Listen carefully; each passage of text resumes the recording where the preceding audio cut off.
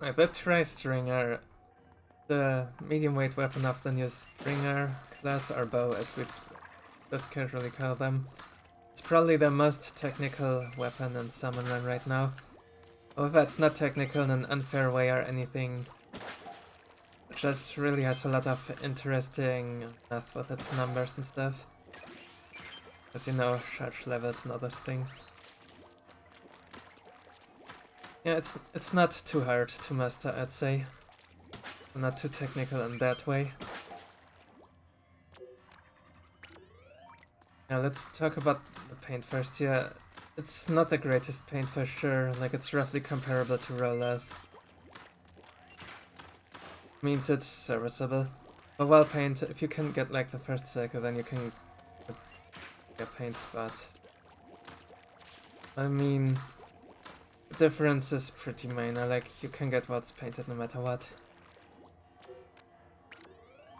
What I didn't show yet is this also has two different modes.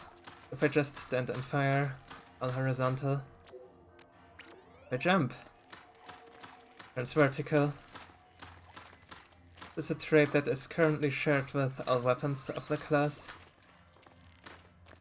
This is also how you paint a wall that you just now swim up quickly, really fast actually. You wanna get some coverage, you do just horizontal painting. If you just want some trail to swim up to, then just the way. This of course also extends to enemies, like most of them are vertical shaped, so if you're jumping, chances are you're gonna hit more shots. But that is how this weapon operates basically. And then damage numbers. Steps are 40 per arrow, fires 3 arrows. You may or may not hit multiple of them on the same target or multiple targets, whatever. The spread is the widest when you're tapping. You're charging. Right here in the reticles. Gonna get closer. Yeah, I might also show off the explosives here. If we do one circle of charge, then spread out like this. We do the full 2, then like all right together. The damage, show it. Yeah, it's 40 per explosive. So up to 120 if you're hitting all of them, but not finding it too useful personally. Leave the applications to do this in rush if you can aim them like really precisely to land exactly by the side of the rush and close enough to each other. Yeah, it's very niche, and like the best use that I personally find out of the explosives is to revive people.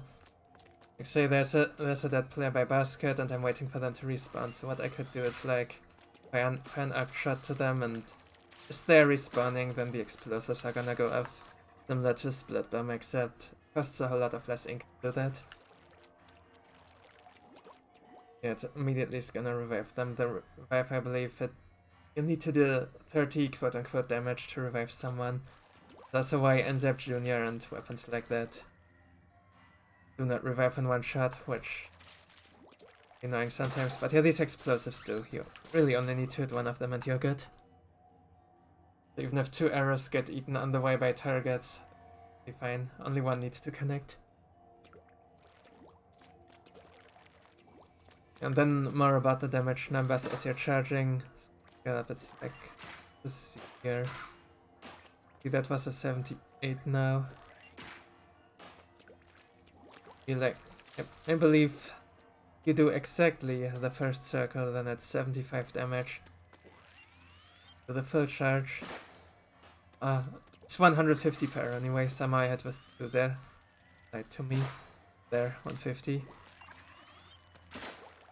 Hitting all 3 deals for 150, which happens to be exactly half of a Drizzler. The full charges, Drizzler, and leaves 500 HP bosses with 50 HP. And just tap him down if you hit with at least 2 arrows after that. Someone else can kill him easily. Squeeze a tap shot, for example. Combo with that like pretty much immediately. There are many other things that also did 50 or more. Of course, that's first you would have just need to hit 2 arrows of a full charge. You can also like fire it, but don't actually need a charge. However, if you do, then you do need to hit all 3 of them. Careful with that. I think what makes it easier to hit those is to not do a horizontal but vertical shot.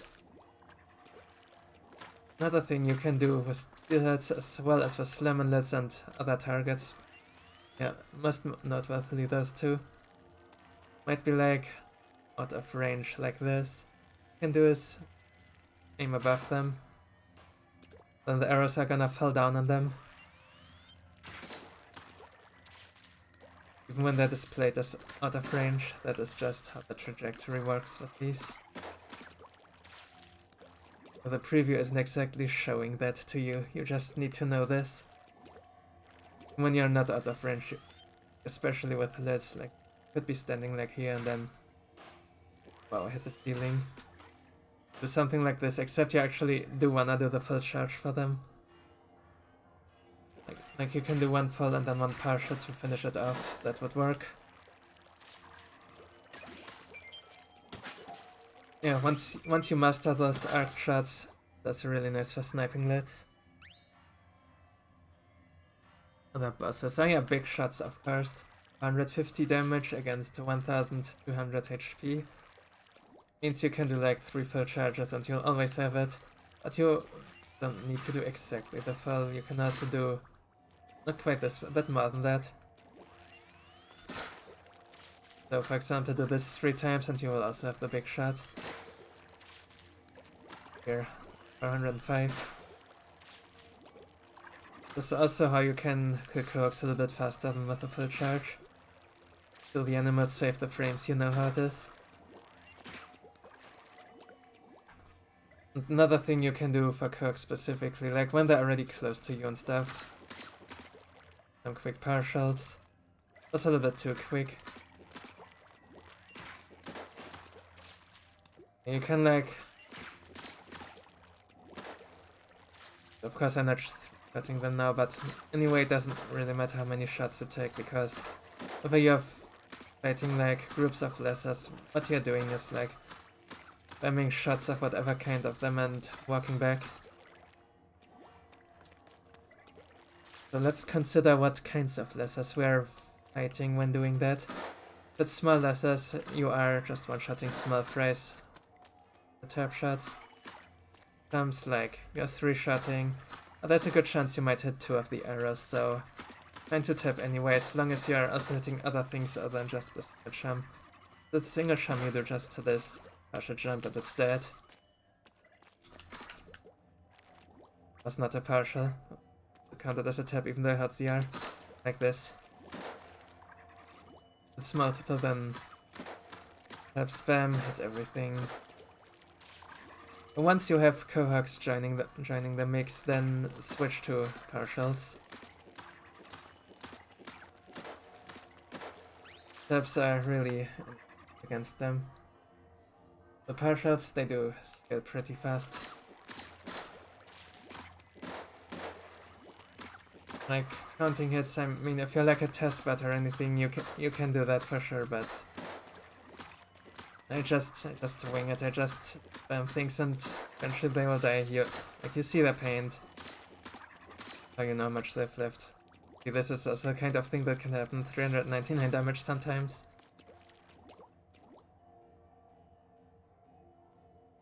Yeah, this, I mean, not awesome against lessers or anything, but it can defend itself. Like, overall this weapon is very much comparable to a charger, except it doesn't have the piercing, but instead has the arcs instead of needing line of sight. It has also really good damage. The full charge, or almost full charge in particular. What else is there to see here? Oh yeah, fish sticks. Talk about fish sticks. You can do with fish sticks is stand on the right side under them, some verticals at them. That should knock them out relatively quickly. Like, it's usually faster than claiming them or trying to do some horizontals from who knows where at them. You need to know it. For that I mentioned. Oh yeah, right, Stingers as well. The theory with Stingers is that you are doing vertical shots for 60 damage each, hitting 3 parts. Like so, this was an 80 here. So the charge that you wanna do is just a little bit under the first circle.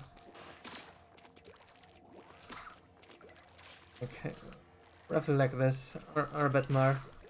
Like, better safe than sorry, right? Rather do more than too little. Then jump at it, hopefully hit 3 parts.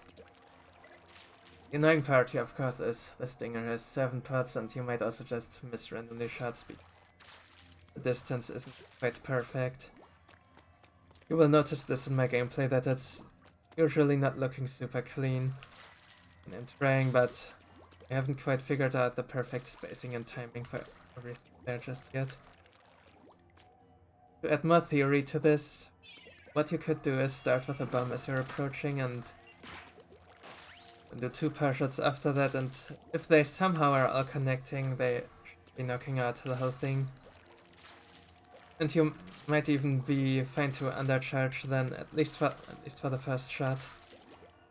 Provided you're not hitting the top part with it, because the top part will still be at 60, but the others will be all weakened a bit. Trying to deal 50 or 40 to some of them. You might still miss, and so there are always there's gonna be like 1 or 2 parts left, I feel like, and tends to be awkward to take down. A little bit unfortunate. So yeah, in other words, Trace Stringer kinda does want to get close to Stingers in order to take him down. In a similar fashion to Chargers. With my current mechanical skill here, I haven't timed it, I feel like I'm killing Stingers actually faster with Chargers. But if played optimally, Trace Stringer should, theoretically at least, be faster than Chargers at killing Stingers. It is rather technical for sure. Chargers, it's just easy. Bomb it and you tap it a bunch, or you do partials. No nonsense there, really.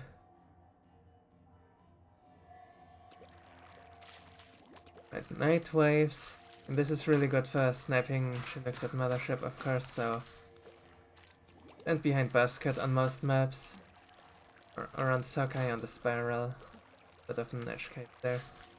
Yeah, on every normal wave, just Basket are at that spot where the most close are passing, so you can get spots.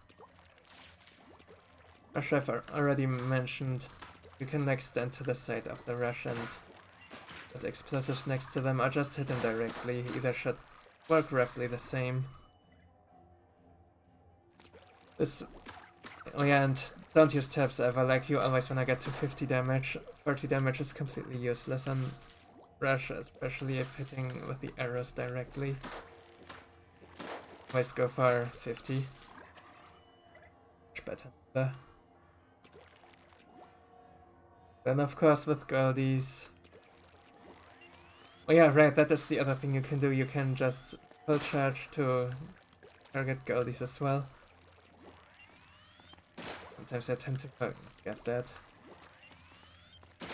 Provided that someone actually did chip damage to them, that should usually one-shot them. They have 500 HP too, just like the guy over there. Even if you fail, then you can, and you happen to be targeted, then you can just send a tap right after that, and that will kill it there, right then. Realize if you can one-shot stun with a full charge. Need to deal 401, this did 50.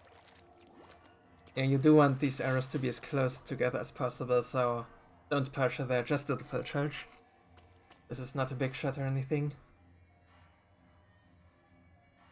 yeah, that is the Night Waves, and that's probably a very long rant about this weapon. That's really technical and complicated, but also really fun. I really love it, of course. So do others. Alright, let's try Stringer.